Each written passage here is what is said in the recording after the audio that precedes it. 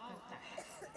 पर जब गुरु गुड़ दियो मीठा, जब गुरु ज्ञान रूपी गुड़ देते हैं तो जीवन में ऐसी मिठास आती है कि ये सारा भेदभाव मिट जाता है। गुरु की शरण में जाने पर मनुष्य को दिव्य दृष्टि मिलती है। अब देखिए, मनुष्य के पास 3 तरीके की दृष्टि होती है। पहली होती है साधारण दृष्टि, बाह्य दृष्टि। बाह्य दृष्टि में जिसमें मनुष्य इंद्रियों के वशीभूत है, जो देख रहा है, सुन रहा है, समझ रहा है, बोल रहा है, जो आंखें दिखाती हैं, जो कान सुनाता है, जो मुंह कहलवाता है, जो शरीर स्पर्श कराता है, बस उसी को हम सच मानते हैं और सुरक्षित समझ लेते हैं। तो ये कौन सी आंखें हुई? बहिर आंखें, बाह्य आंखें। बाह्य आंखें सबके पास होती हैं और जीव संसार में पाता है, आता है, जाता है, आता है, जाता है, भवसागर में फंसा रह जाता है। पर बुद्धि की आंखें, विचार की आंखें बड़े भाग्यशाली लोगों को मिलती है।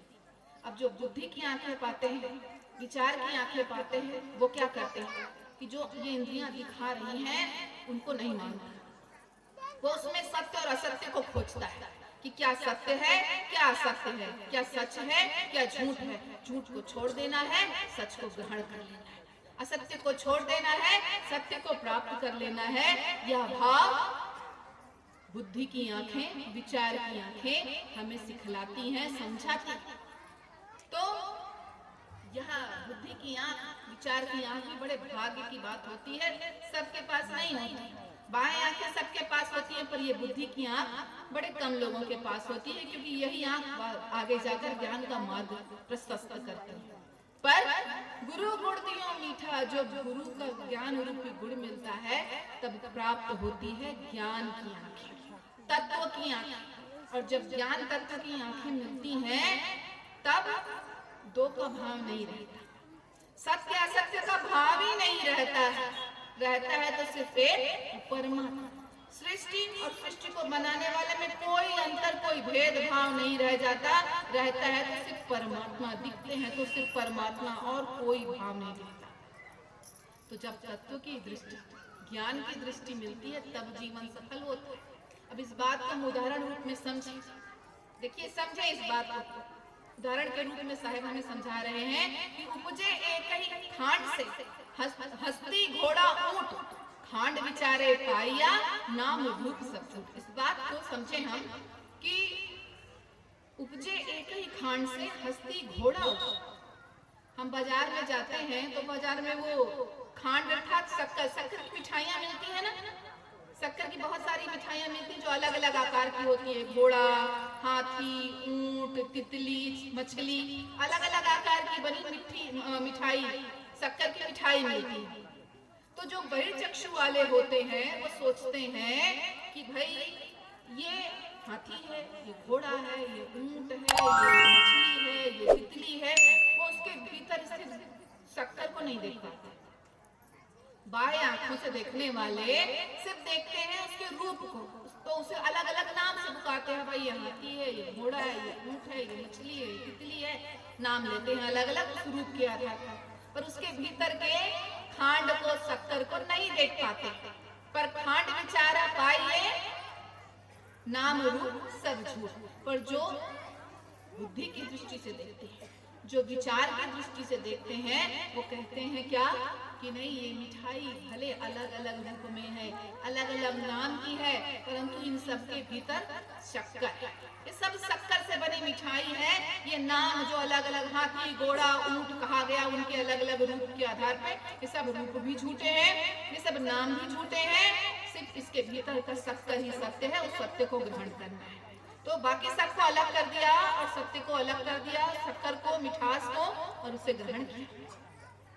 पर जो विवेक की दृष्टि, जो तत्व की दृष्टि, जो ज्ञान की दृष्टि होती है, वो क्या कहता है? खांड खिलौना दो नहीं, खांड खिलौना एक, तैसे सब जग देखिया, कहें कबीर विवेक।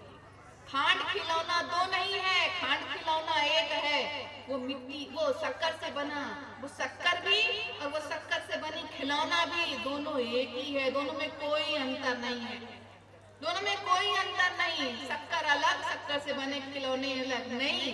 जो ज्ञान की दृष्टि से, जो विवेक की दृष्टि से, जो तत्व की दृष्टि से देखता है, वो देखता है कि खांड में भी खांड है और खांड से बने खिलौने में भी खांड है, अर्थात सर्वत्र खांड ही खांड है, शक्कर ही शक्कर है। कहने का अर्थ ये कि वो परमात्मा को ही हर तरफ देखता है, हर जगह देखता है। परमात्मा के अतिरिक्त उसे इस संसार में और कुछ नजर ही नहीं आता। कैसे सब जग देखिया कहे कबीर विवेक। जब विवेक की दृष्टि से, ज्ञान की दृष्टि से, तत्व की दृष्टि से देखेंगे संसार में, तो संसार में कुछ भी अलग नहीं दिखाई देगा। संसार के जीव अलग अलग नहीं दिखाई देंगे, सारे जीव एक ही रूप में दिखाई देंगे। किस रूप में? परमात्मा रूप में। और जिसने परमात्मा रूप में सारे संसार को देखा है, वही खाली ये बात कह सकता है।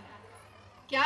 कबीर खड़े बाजार में मांगे सबकी खैर, ना काहू से दोस्ती ना काहू से बैर। ना मेरी किसी से दोस्ती है, ना मेरी किसी से बैर।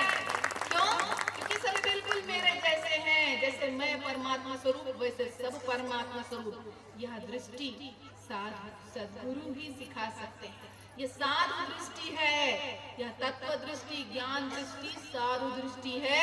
और ये दृष्टि तो सिर्फ सद्गुरु ही सिखा सकते हैं, सद्गुरु ही दिला सकते हैं। तो सद्गुरु की शरण में जाए, माया का त्याग करें, सद्गुरु की शरण में जाकर सत्य नाम शब्द को प्राप्त करें, सत्य नाम शब्द का भजन करें, सुमिरन करें। प्रत्येक संसार के समस्त जीवों में, इस संसार में भी और संसार के पार भी सर्वत्र परमात्मा का दीदार करें और अपने जीवन को सफल, सार्थक, धन्य बनाएं। आप सबने मेरी बात बड़े ध्यान पूर्वक सुनी, प्रेम पूर्वक सुनी। मैं इसके लिए आप सबकी बहुत बहुत आभारी हूँ। साहेब के प्रति अपना प्रेम, अपनी भक्ति, अपना विश्वास सदैव बनाए रखें, यही कहकर आप सबसे आज्ञा चाहूंगी। साहेब बंदगी साहेब, साहेब बंदगी साहेब। सुलक्षणा माता साहिबा के पावन चरण कमल में कोटि कोटि सह प्रेम साहेब बंदगी साहेब।